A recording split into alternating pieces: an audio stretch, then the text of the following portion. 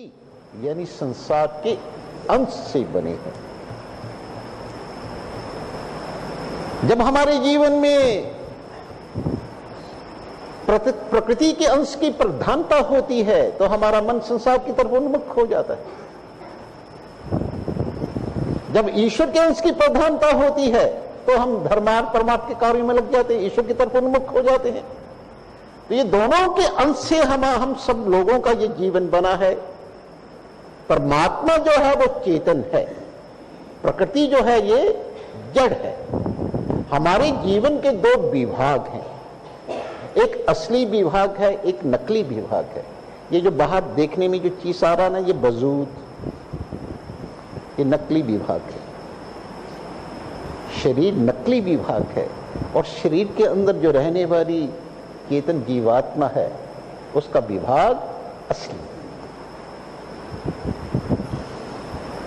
अच्छा, शरीर जो है हमारा ये संसार का साथी है।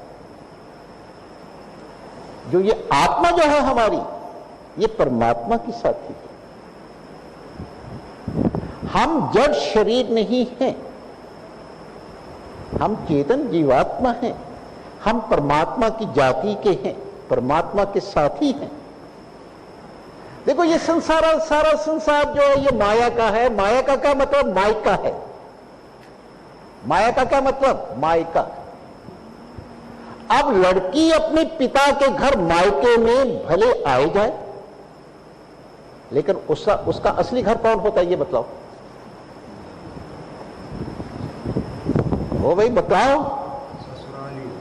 उसका असली घर तो पति का घर होता है। हम संसार में भले आए जाए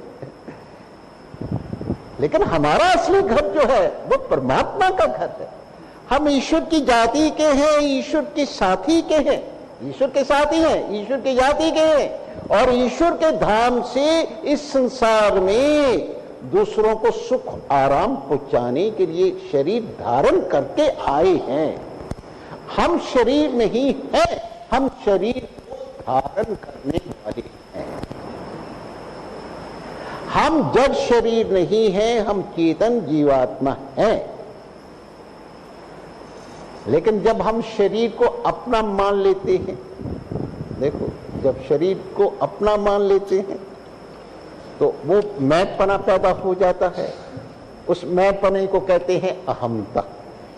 ठीक है, जब शरीर को हम अपना मानते हैं तो अहमता पैदा होती है। उस अहमता को कहते हैं मैंपना।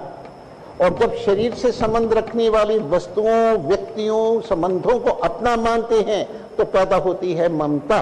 उस ममता को कहते हैं मेरापना। समझ आई नहीं बात? मैंपना क्या है, मेरापना क्या है, अहमता क्या है और ये ममता क्या है? ये अहमता क्या है, ये ममता क्या है?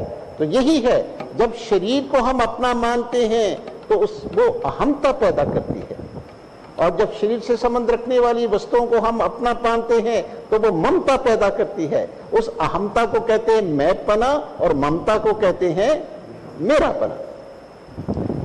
अब हमने शरीर को अपना मान लिया, हम ये भूल ही गए कि हम तो शरीर धारण करने वाले हैं। वैसे भी ये हम कहते हैं ना, the thing which is mine can not be me. The thing which is mine can not be me. जो चीज मैं हूं वो मेरी नहीं हो सकती।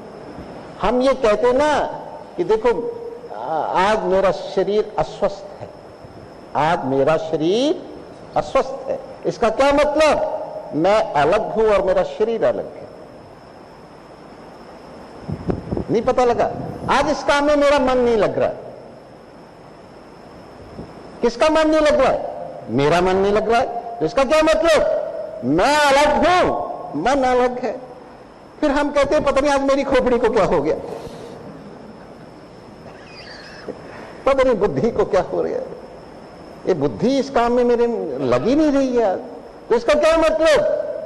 कि मैं अलग हूं और बुद्धि अलग है। मैं बुद्धि नहीं हूं, ये प्रकृति है। शरीर, मन, बुद्धि, चित्त, अहंकार, ये सब प्रकृति है, ये सब प्रकृति है। तो हम ये भूल जाते हैं कि हम शरीर नहीं है, हम शरीर को धारण करने वाले हैं। शरीर जानने में आता है, हम शरीर को जानने वाले हैं।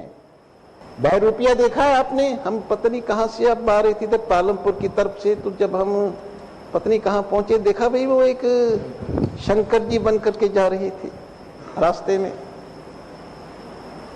तो देखो उसने रूप शंकर का धारण किया हुआ था।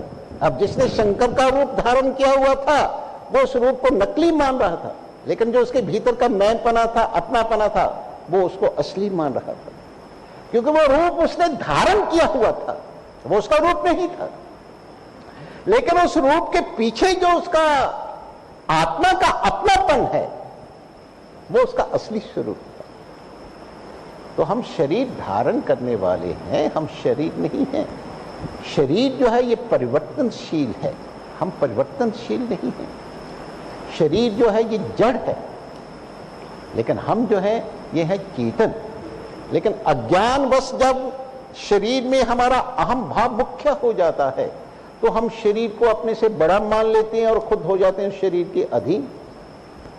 और शरीर को जब मुख्य मान लेते हैं तो शरीर से संबंध रखने वाली वस्तुओं, व्यक्तियों, संबंधों को भी क्या मिल जाती है? मुख्यता मिल जाती है। अब इस मुख्यता ने जड़ और नाशवान वस्तुओं, व्यक्तियों, संबंधों के प्रति हमारी मन बुद्धि के अंदर अपनी पक्की पकड़ बनाई हुई है। और वो बनाई हुई पकड़ जो है वो चेतन ईश्वर को पकड़ने नहीं दे रही। ये कारण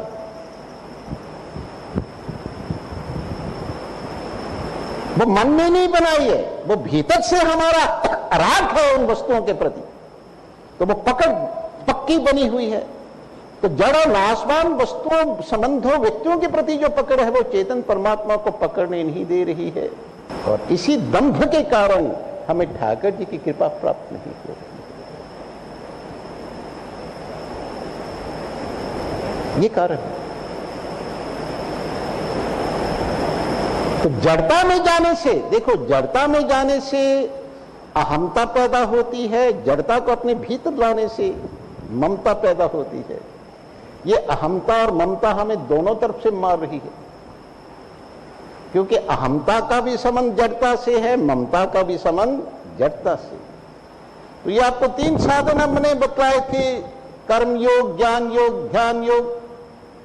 तो कर्म योग जो है वो मुख्य रूप से ममता को काटता है, क्योंकि इसमें निष्कामता रहती है।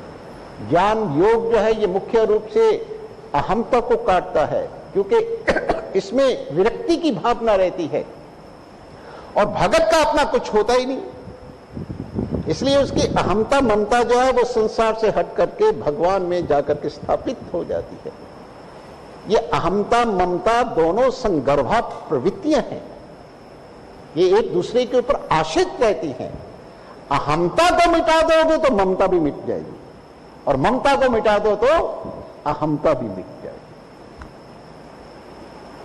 इनमें से किसी को भी जीवन के अंदर से हटा दो, बस फिर तो मंगल ही मंगल हो जाएगा, कल्याण ही कल्याण हो जाएगा। और इस बात को पक्की तरह अपनी बुद्धि के अंदर बैठा लेना कि समस्त दुखों की जड़ जो है ये जड़ता ही है। इसके कारण ही जीवन के अंदर सारा बंधन है, इसके कारण ही जीवन के अंदर सारा दुख।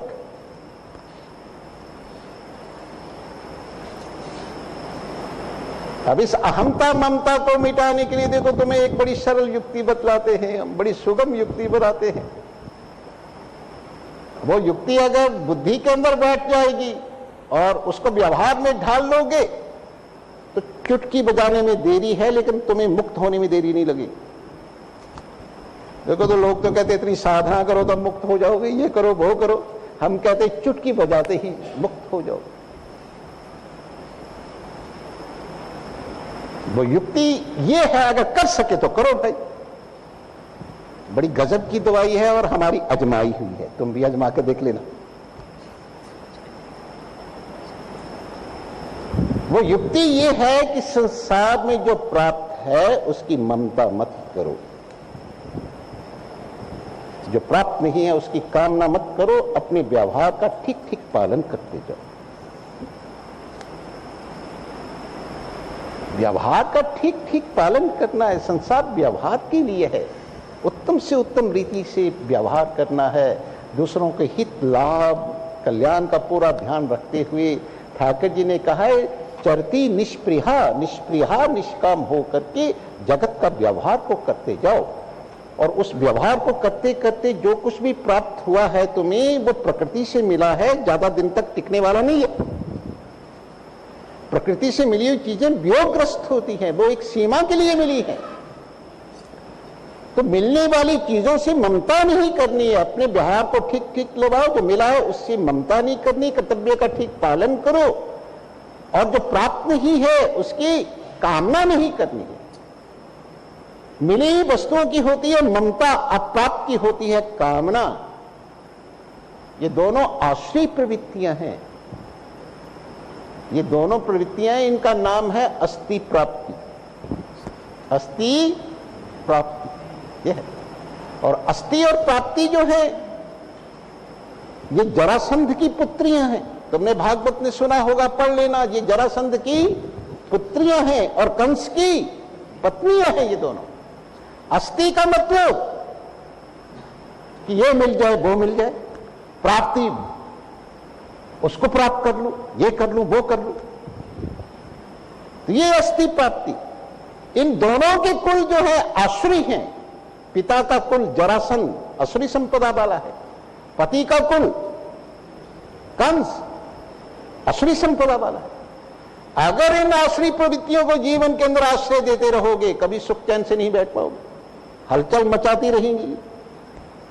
क्योंकि जहां पर आश्री प्रवृत्ति रहती है वो उसने तो हलचल मचानी है। असुरी संपदा से जो चीज आएगी उसने फिर जाना है, तो आने जाने की क्रिया बनी रहेगी। और शोक जो होता है वो भूत के लिए हुआ, हाय वो चीज थी मेरे हाथ से निकल गई तो बड़ी अच्छी बात है भाई, निकल गई। पहले कौन सी थी हमारे पास, आगे कौन सी उसने रहना है हमारे पास। भागवताकार तो कहते हैं यतो यतो निवर्तते विमुच्यते ततस्तथा, जितनी निकलती जाए उतना ही हमारा कल्याण है। जितना कोई रूठता जाए छूटता जाए, जितना नाश होता जाए उतना ही कल्याण। तो इस हलचल से बचने के लिए जो प्राप्त है उससे ममता मत रखो, जो प्राप्त नहीं है उसकी कामना मत करो, अपने कर्तव्य का ठीक ठीक निष्प्रिय होकर के पालन करते जाओ। अगर इस युक्ति से काम लोगे तो भाई वो सनातन परम पद प्राप्त हो जाएगा, जिसके बारे में भगवत गीता में ठाकुर जी हमें कह रहे हैं। देखो, यदक्षरम वेद विदो वदंती, वेदों ने जिस परम सनातन पद को अक्षर कहा है, यदि छंतो ब्रह्मचर्यम चरंती, जिस परम सनातन पद को पाने के लिए ब्रह्मचारी का पालन करते हैं। विशंति यदत्यो वीतरागः, वीतरागी पुरुष जिस परम सनातन पद को प्राप्त करने के लिए लाखों लाखों वर्षों तक गुफाओं में समाधि में लीन रहते हैं, देखो वो परम सनातन पद चुटकी मारते ही प्राप्त हो सकता है। और वो कैसे प्राप्त हो सकता है? इन दो बातों का पालन करने से। विहाया कामान, ये ठाकुर जी ने कहा, विहाया कामान यहा सर्वान पुमान चरती निष्प्रिया निर्ममो निरहंकार। निष्प्रिया निष्काम हो करके जगत के ड्यूटियों को अपने निभाओ, निर्मम निरहंकार होते हुए अपने कर्तव्य का ठीक ठीक पालन करते हुए ठाकुर जी के चरणों में मन रख करके धर्मानुकूल अपने कर्तव्य का ठीक ठीक तरीके से पालन करते जाओ, तो क्या हो जाएगा? जीवन मुक्ति मिल जाएगी।